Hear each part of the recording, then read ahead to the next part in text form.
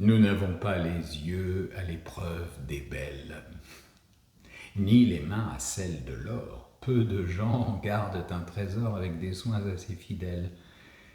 Certains chiens, qui portaient la pitance au logis, s'étaient fait un collier du dîner de son maître.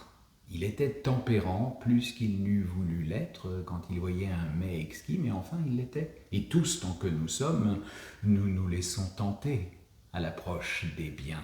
Chose étrange, on apprend la tempérance aux chiens et l'on ne peut l'apprendre aux hommes.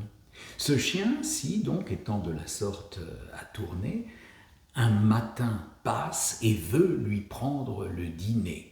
Il n'en eut pas toute la joie qu'il espérait. D'abord, le chien mit bas la proie pour la défendre mieux, n'en étant plus chargé. Grand combat, d'autres chiens arrivent, ils étaient de ceux-là qui vivent sur le public et craignent peu les coups. Notre chien, se voyant trop faible contre tous, voulut avoir sa part, et lui, faible, il leur dit: point de courroux, messieurs, mon lopin me suffit, faites votre profit du reste. À ces mots, le premier, il vous happe un morceau, et chacun d'eux tirait. Le matin, la canaille, ils firent tous ripaille, chacun d'eux eut part au gâteau.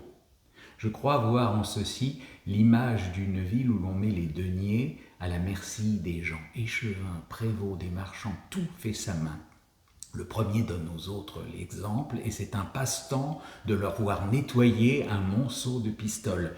Si quelque scrupuleux, pour des raisons frivoles, veut défendre l'argent et dit le moindre mot, on lui fait voir qu'il est un sot. Il n'a pas de peine à se rendre, c'est bientôt le premier à prendre.